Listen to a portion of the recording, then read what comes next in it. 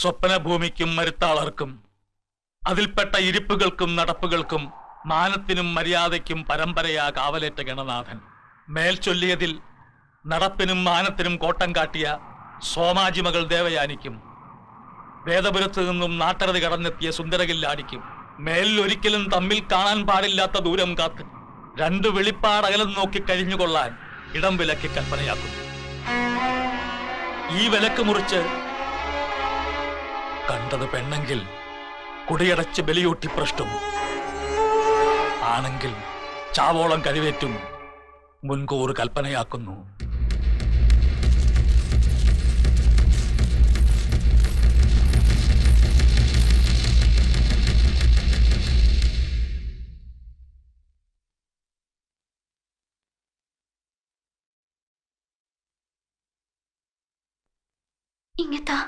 ഞാൻ നിർത്താം.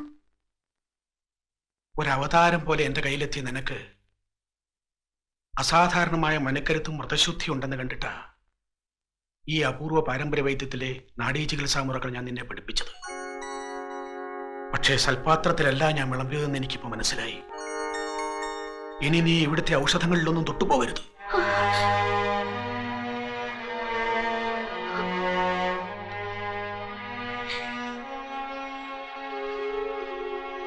എന്നാലും ഇങ്ങനൊരു തെറ്റ് നിനക്ക് എങ്ങനെ സംഭവിച്ചടി മോളെ?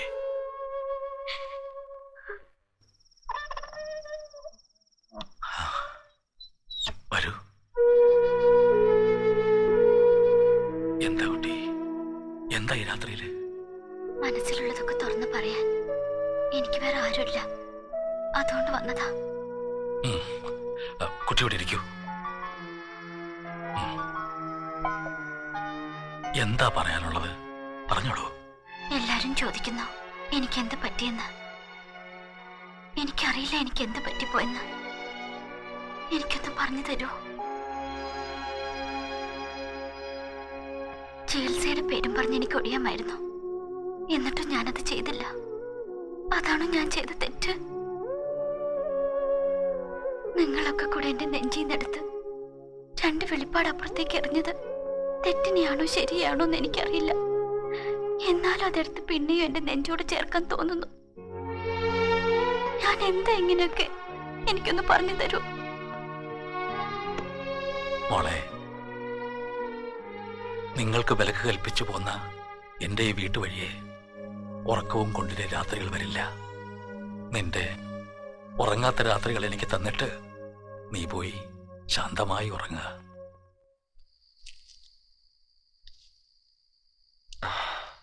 എന്താ?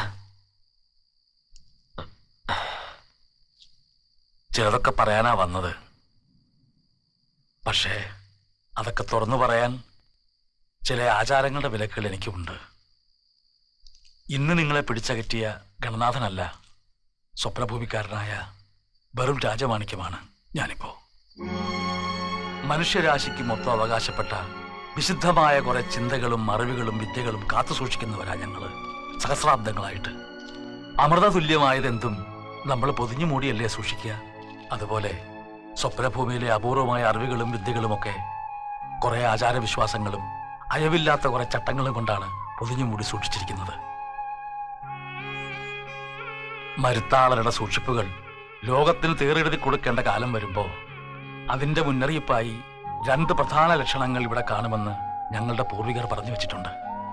അതിലൊന്ന് ഭ്രഷ്ട് കൽപ്പിച്ച പെണ്ണ് തിരിച്ചെത്തുക.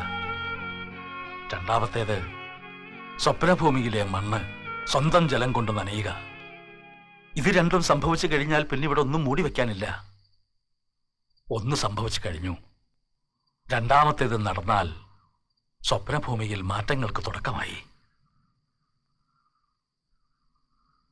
ഈ മണ്ണിൽ നിന്നും സ്വന്തം ജലകുംഭം ഉയർന്നു വരുന്നതും അതിൽ കുളിച്ച് ഭ്രഷ്ടുമാറിയെത്തുന്ന സുമംഗലിമാരെ സ്വപ്നഭൂമിക്കാർ വാരിപ്പുണർന്നു സ്വീകരിക്കുന്നതും അറിവിന്റെ പാഠക്കെട്ടുകൾ ഈ ലോകത്തിന് മുമ്പിൽ തുറന്നു വയ്ക്കുന്നതും സ്വപ്നം കണ്ടു നടന്ന ഒരു ചെറുപ്പമുണ്ട് എനിക്ക്. ഞാനൊരിക്കൽ പറഞ്ഞു, ആ സ്വപ്നം സാക്ഷാത്കരിക്കാൻ എത്തിയതാണ് കില്ലാടി ഇവിടെ. തളരാതെ പതറാതെ അത് മുന്നോട്ട് കൊണ്ടുപോകണം.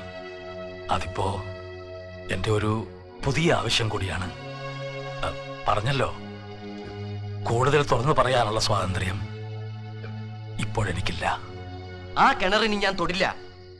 നിങ്ങളെ പോലുള്ള മഹാപാപികളുടെ ആചാരങ്ങളൊക്കെ മാറ്റിമറിക്കാൻ ആ മരണക്കിണറിലേക്ക് ഇറങ്ങാൻ എനിക്ക് മനസ്സില്ല. ചെയ്യാത്ത കുറ്റത്തിന് ശിക്ഷിച്ചു വെച്ചിട്ടുള്ള ആ പാപത്തിന് പുറത്തിറക്കി വിടാദ്യം. എന്നിട്ട് മതി ഇവിടുത്തെ മാറ്റങ്ങളൊക്കെ. പോകരുതെന്ന് കരുതിയതാ. പക്ഷെ ഞാനിവിടെ നിന്നാ അവളകത്ത് കിടന്ന് വീർപ്പൂട്ടും. പോവാ. അവളെങ്കിലും ഒന്ന് വെളിച്ചം കണ്ട് നടക്കട്ടെ. കില്ലാടി,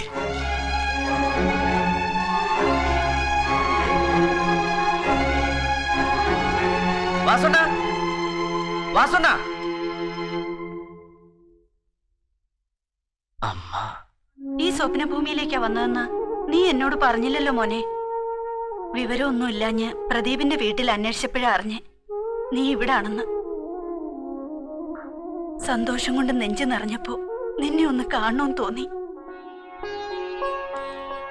അച്ഛന്റെ നടക്കാതെ പോയൊരാഗ്രഹ. കിണറ് കുഴിക്കുകയാണെങ്കിൽ സ്വപ്നഭൂമിയിലാ കുഴിക്കേണ്ടതെന്ന് എപ്പോഴും പറയും. എല്ലാരും തോറ്റെടുത്ത് ജയിക്കണം. അപ്പനപ്പൂപ്പന്മാരായിരം കിണറ് കുഴിച്ചിട്ടുണ്ടെങ്കിലും നീ ഈ ഒരൊറ്റ കിണർ മാത്രം കുഴിച്ചാ മതി. അമ്മയ്ക്ക് തൃപ്തിയാ. അതൊരിക്കലും നിന്റെ മരണക്കിണറാവില്ല മോനെ. എന്തിനാ ഇങ്ങനെയൊക്കെ പറയണേ? ചെയ്യയുടെ പ്രേമാന്നങ്ങോട്ട് പറഞ്ഞാ പോരെ? ചെയ്തിരിക്കും. ഇവനെല്ലാം എന്നോട് പറഞ്ഞു. നിനക്കെന്താ ആ ദേവയാനിയോട്? എനിക്കൊന്നുമില്ല. ഏയ്, ആ ദേവേനിയോട് എനിക്കൊന്നുമില്ല. പഞ്ചപാവങ്ങളായി സ്വപ്നഭൂമിയിലുള്ളവര്. നീ അവരുടെ മണ്ണ് നനച്ചുകൂടെ? നിന്റെ കാൽക്കൽ അവരെന്തും കൊണ്ടുവയ്ക്കും. എന്തും.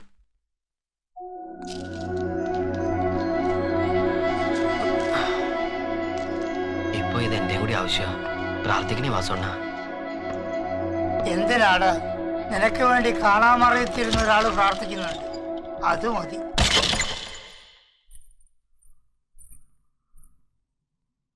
ദേവു, ഇന്ന് ശരിക്കു പണി നടന്നു. ആണുങ്ങളൊന്നും അങ്ങോട്ട് പോയേ ഇല്ല. എന്തേ? 40 കോല് കഴിഞ്ഞു അത്രേ. ഓരോരുത്തർ ഓരോന്നൊക്കെ പറഞ്ഞു തുടങ്ങിയിട്ടുണ്ട്. നീ ഉണ്ടായിരുന്നെങ്കില് വല്ലതൊക്കെ തിരിച്ചു പറയായിരുന്നു. കണ്ടോ?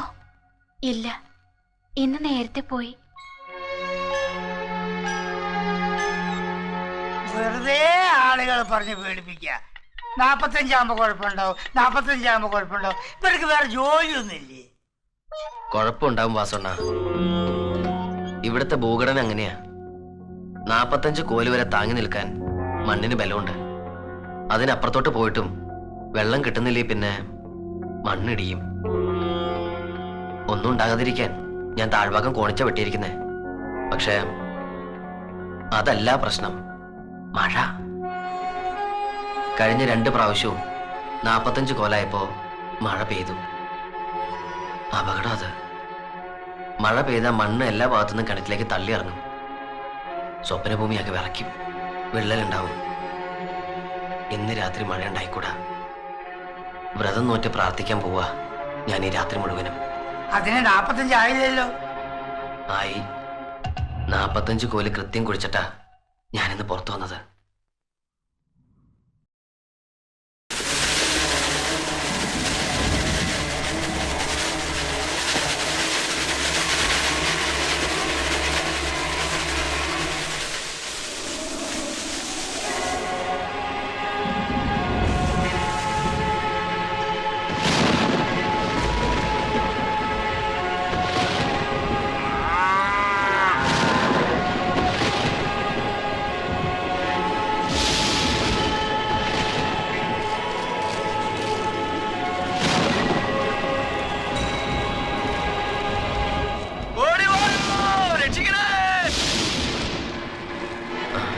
പ്രേമ, എന്തൊക്കെയോ ബഹളങ്ങൾ കേൾക്കുന്നു.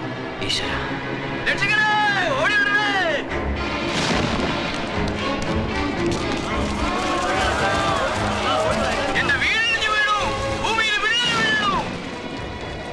കന്നുകാലികളുടെ കരച്ചിൽ കേട്ടില്ലേ?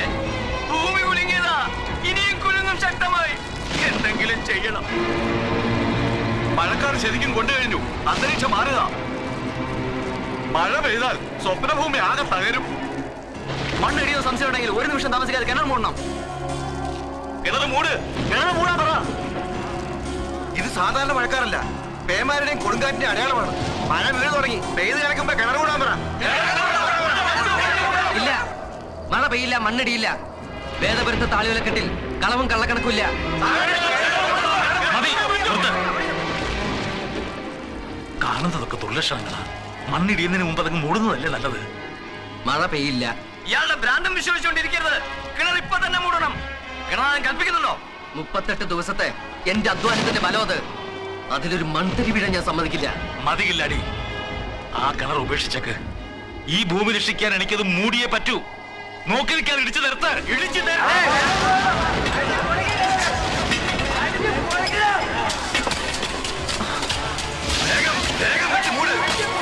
നിർത്തിക്കോ. പക്ഷേ ആകാശമോ ഭൂമിയോ ഈ കിണർ മൂടുന്നെങ്കിൽ വേദപുരത്തെ കണക്ക് വിശ്വസിച്ച അവസാനത്തെ കില്ലാടിയും ഈ മണ്ണിനിടയിൽ കാണണം.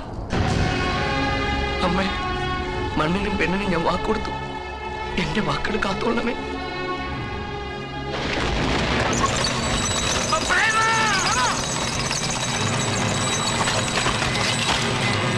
കില്ലാടി, എന്താണ് ഈ കാണിച്ചത്?